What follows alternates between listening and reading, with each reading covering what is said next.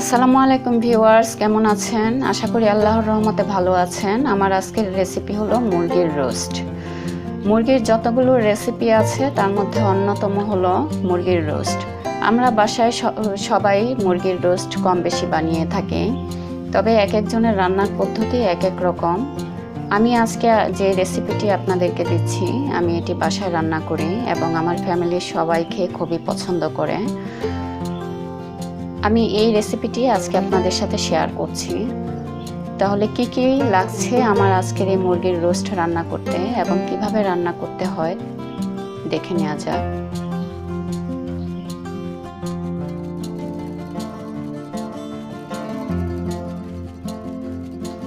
মুরগির রোস্ট রান্না করতে যা যা মশলা লাগছে, আমি এখানে লবঙ্গ নিয়েছি 4টি, দারুচিনি নিয়েছি 3টি, এলাচ নিয়েছি 4টি, একটি জয়ফলকে আমি 4 ভাগের 1 ভাগ এভাবে কেটে নিয়েছি, 1 চা চামচ গোলমরিচ নিয়েছি, জয়ত্রী নিয়েছি 1টি, পোস্তদানা নিয়েছি আমি 2 টেবিল চামচ,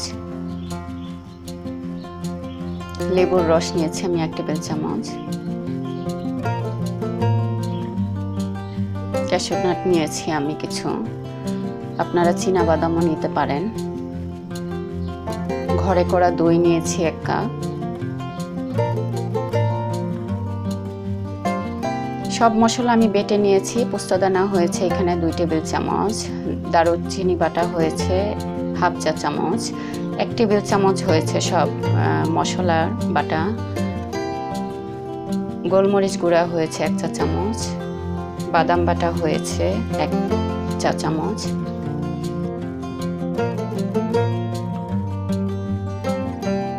প্রথমে আমি সামান্য কিছু লবণ দিয়ে মাংসটাকে 10 থেকে 15 মিনিট ম্যারিনেট করে রাখবো। লবণ দিয়ে ভালো করে মেখে নিচ্ছি। আমি মাংস এইভাবে কেটে নিয়েছি, আপনারা চাইলে কাঁটা চামচ দিয়ে কেচেও নিতে পারেন। এখানে আমি 1.5 কেজি ওজনের মুরগি নিয়েছি। ভালো করে মেখে দিচ্ছি লবণ যেন ভিতরে ঢুকে। এভাবে কাটলে মশলাও ভালো করে ঢুকে মাংসের ভিতরে এবং খেতেও খুবই সুস্বাদু হয়। ভালো করে মেখে আমি মুরগিকে 10 মিনিট ম্যারিনেট করে রেখে দিচ্ছি।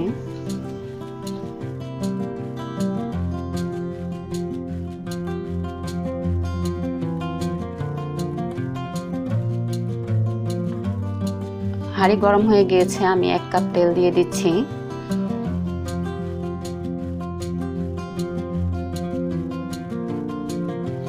তেল গরম হয়ে গিয়েছে, আমি প্রথমে পেঁয়াজ বেরেস্তা করে নিচ্ছি। এর জন্য দিয়ে দিচ্ছি 1 কাপ পেঁয়াজ। মিডিয়াম আছে, এখন নেড়ে চেড়ে আমি পেঁয়াজ বেরেস্তাটা করে নিচ্ছি। নেড়ে ছেড়ে দিচ্ছি যেন লেগে না যায়, পুড়ে না যায়। হয়ে গিয়েছে পেঁয়াজ বেরেস্তা আমি তুলে নিচ্ছি।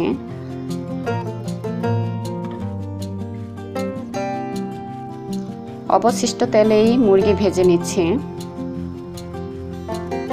এবং এই তেলেই আমার রোস্ট রান্না হয়ে যাবে। আমি 2 টুকরা করে মুরগি ভেজে নিচ্ছি। আমি যেহেতু বড় করে মুরগি কেটেছি, এজন্য 2 টুকরা করে ভেজে নিচ্ছি। মুরগিটা আপনারা আপনাদের পছন্দ মতো কেটে নেবেন।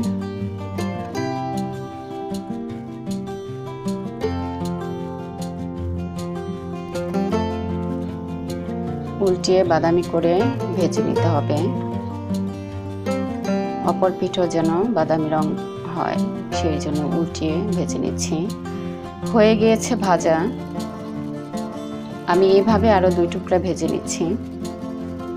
মাংস ভাজা হয়ে গিয়েছে, আমি অবশিষ্ট তেলেই দিয়ে দিচ্ছি 2 চা চামচ আদা বাটা, দিয়ে দিচ্ছি 1 চা চামচ রসুন বাটা, দিয়ে দিচ্ছি 1 চা চামচ ধনে গুঁড়া, পোস্তদানা। আঁচ খুবই সামান্য রেখেছি যেন মশলা না পুড়ে যায়।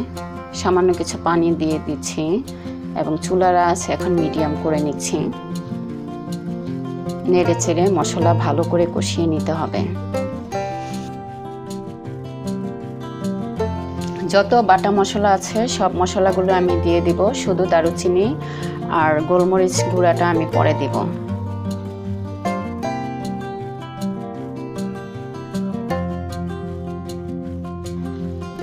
গরম মশলা বাটা দিয়ে দিচ্ছি এর মধ্যে।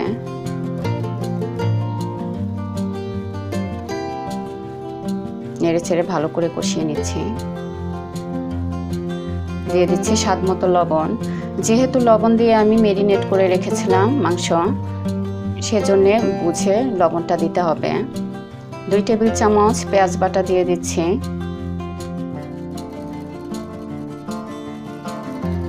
4 থেকে 5 মিনিটের মতো মশলাটাকে ভালো করে কষিয়ে নিতে হবে। হাফ চা চামচ গুঁড়া মরিচ দিয়ে দিচ্ছি, কালারটা যেন সুন্দর আসে। আমি সবসময়ই গুঁড়া মরিচটা দিই, আপনারা চাইলে নাও দিতে পারেন, এটা অপশনাল।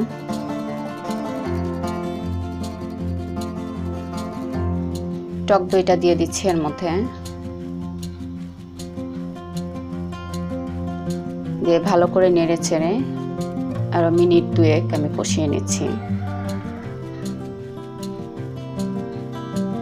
কষানো হয়ে গিয়েছে, দেখতেই পাচ্ছেন। তেল উপরে উঠে আসলেই আমরা বুঝে যাই মশলা কষানো হয়ে গিয়েছে। এখন এর মধ্যে আমি মাংস দিয়ে দিচ্ছি।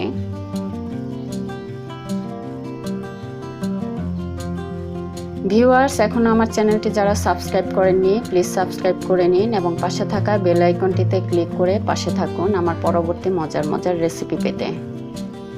মাংসগুলোকে আমি উল্টিয়ে দিচ্ছি। উল্টিয়ে উল্টিয়ে রান্না করতে হবে যেন মশলা ভালো করে মাংসের ভিতরে ঢুকে। আমি এখন ঢেকে 5 মিনিট রান্না করে নিচ্ছি।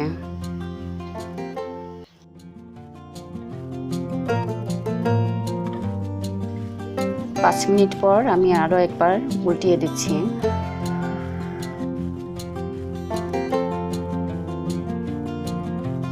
এখন দিয়ে দিচ্ছি 1 কাপ পরিমাণ পানি। আপনারা যে যেরকম ঝোল খান ওরকম পানি দিয়ে নেবেন, তবে আমি আজকে মাখা মাখা রোস্ট রান্না করছি, এই জন্য পানিটা ওইভাবে দিচ্ছি। ঢেকে আরও রান্না করছি 4 মিনিট।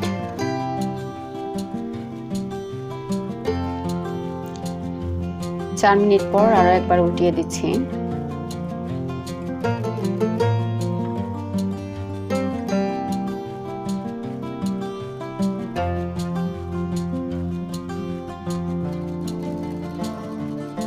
ঢেকে আরো 3 মিনিট রান্না করে নিচ্ছি।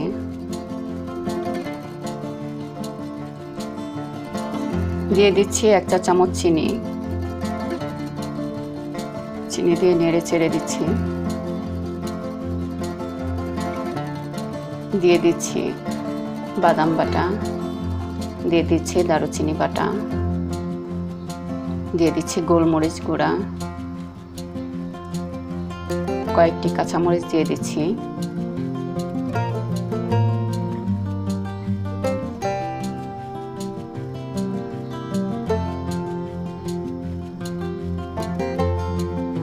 লেবুর রস দিয়ে দিচ্ছি 1 টেবিল চামচ।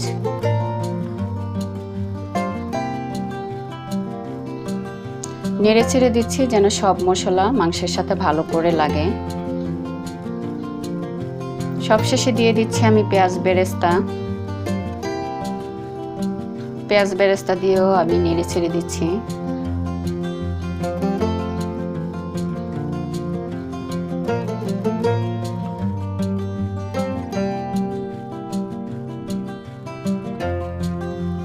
নেড়ে চেড়ে আমি ঢাকনা দিয়ে মিডিয়াম এবং লো হিটের মাঝামাঝি রোস্টটাকে দমে রাখছি আরো 2 মিনিট।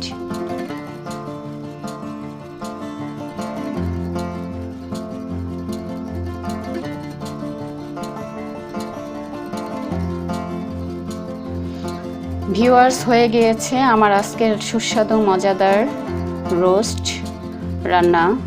আশা করি আজকের রেসিপিটি আপনাদের খুবই ভালো লেগেছে। যদি ভালো লেগে থাকে তাহলে বাসায় রান্না করে খাবেন। কেমন হয়েছে কমেন্ট করে জানাতে ভুলবেন না। বন্ধুদের সাথে শেয়ার করবেন, আমার জন্য দোয়া করবেন। আমিও আপনাদের জন্য দোয়া করি। ভালো থাকবেন। আসসালামু আলাইকুম।